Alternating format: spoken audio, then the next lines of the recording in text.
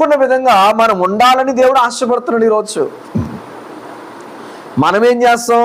నా భర్తకు నచ్చిన విధంగా ఉండాలని భార్య, భార్యకు నచ్చిన విధంగా ఉండాలని భర్త, తల్లిదండ్రులైన వారు పిల్లలకు నచ్చిన విధంగా ఉండాలని తల్లిదండ్రులు ఏం చేస్తారు?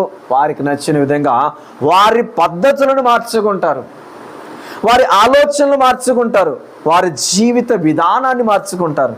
కానీ దేవుని కొరకు మనలను ప్రేమించిన దేవుని కొరకు మన విధానాలు మార్చుకుంటున్నామా? ఎంతమంది ఉన్నారు ఈరోజు దేవుని కొరకు, దేవుడు కోరుకున్న జీవితం జీవించడానికి ఇష్టపడుతున్నవారు? ఏమంటాం మనం ఏమంటామండి? అయ్యో ఇంకా చాలా వయసు ఉంది కదా, ఈ వయసులో సినిమాలు చూడొద్దంటే ఎలాగ పాస్టర్ గారు? ఈ వయసులో ఎంజాయ్ చేయొద్దంటే ఎలా పాస్టర్ గారు? ఈ వయసులో నేను స్నేహితులతో కలిసి విహారయాత్రలకు వెళ్ళొద్దంటే ఎలా అని చాలామంది సేవకులను ప్రశ్నించేవారు ఉన్నారు.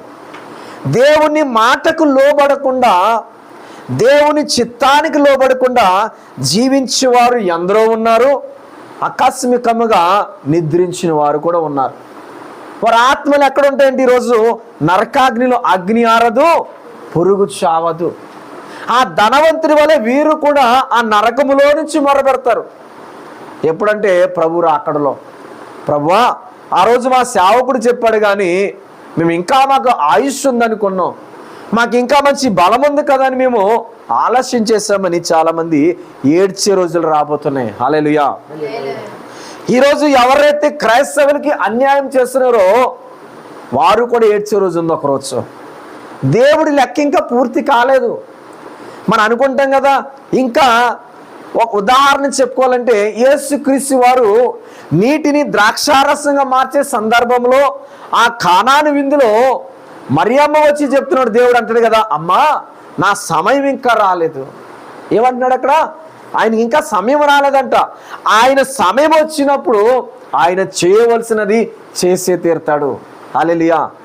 ఎవరైతే నీకు అన్యాయం చేశారో, ఎవరైతే నేను హింసించారో, ఎవరైతే నేను గాయపరిచారో, ఎవరైతే నేను వెలివేశారో, ఎవరైతే నేను త్రోసివేసి ఆఖరికి నీ ప్రాణాలు తీశారో వారందరి లెక్కలు కూడా దేవుడు తేల్చే సమయం ఒకటి ఉందంట. ఆయన అంటున్నాడు కదా, ఇంకా నా సమయం రాలేదు.